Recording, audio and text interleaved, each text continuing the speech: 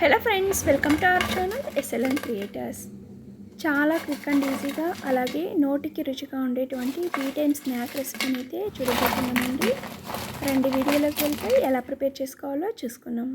ఇక్కడ first step అయితే మనము పొటాటోస్ తీసుకొని ఇలా బాగా వాష్ చేసుకొని ఫిలప్ చేసి తీసుకోవాలండి. ఆ తర్వాత మీకు ఇష్టమైన షేప్లో పొటాటోస్ని సన్న ముక్కలుగా కట్ చేసుకోవాలి.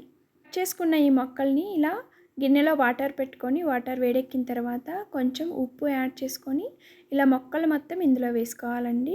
మొక్కల్ని 5 నుంచి 6 నిమిషాలు ఉడికించిన తర్వాత ఇలా మొక్కల నుండి వాటర్ని సపరేట్ చేసేసుకోండి. ఇలా సపరేట్ చేసుకున్న ఈ మొక్కల్ని ఇప్పుడు ఒక మిక్సింగ్ బౌల్ని తీసుకొని అందులోకి వేసేసుకోండి. ఇప్పుడు ఈ మొక్కలకి మనము మసాలా పట్టించాలండి. 1 టేబుల్ స్పూన్ ధనియాల పొడి, 1 టేబుల్ స్పూన్ గరం మసాలా, అలాగే రుచికి తగ్గట్టుగా కారం పొడి వేసుకొని మొక్కలకి బాగా పట్టేలాగా ఈ విధంగా మిక్స్ చేసుకోండి. ఈ విధంగా మనం మిక్స్ చేసుకుంటే స్నాక్స్ అనేవి చాలా మంచి ఫ్లేవర్లో టేస్ట్గా ఉంటాయి అన్నమాట. ఇప్పుడు ఒక 4 నుంచి 5 టేబుల్ స్పూన్ దాకా కార్న్ఫ్లోర్, అలాగే సేమ్ అలతతోనే బియ్యం పిండి, అలాగే రుచికి తగ్గట్టుగా ఉప్పు. స్నాక్స్ మనకు కలర్ రావాలంటే ఫుడ్ కలర్ వేసుకోవాలండి, లేదంటే ఫుడ్ కలర్ని స్కిప్ చేసుకోవచ్చు.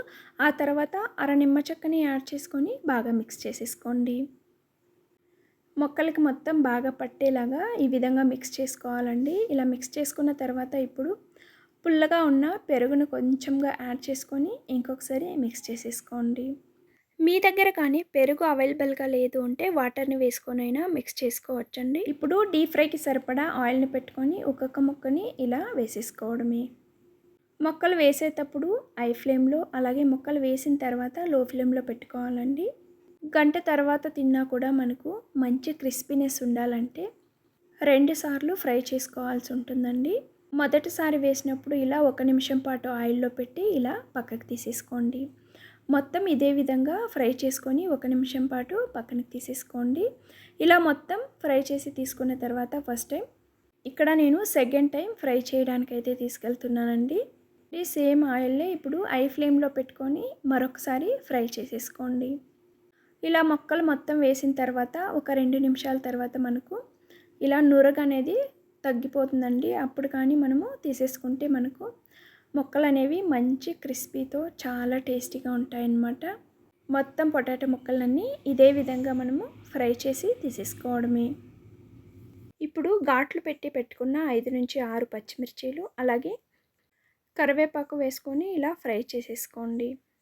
అంతేనండి. ఈ ఫ్రైస్ మొత్తం ఒక ప్లేట్లోకి తీసుకొని సాస్తో సర్వ్ చేసేసుకోవడమే.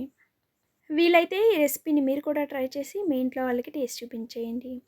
అలాగే ఈ వీడియో నచ్చినట్లయితే ప్లీజ్ ఒక లైక్ ఇవ్వడం మాత్రం మర్చిపోకండి. ఇలాంటి మరిన్ని వీడియోస్ కోసం మన ఛానల్ని సబ్స్క్రైబ్ చేసుకొని సపోర్ట్ చేయండి. Thank you for watching.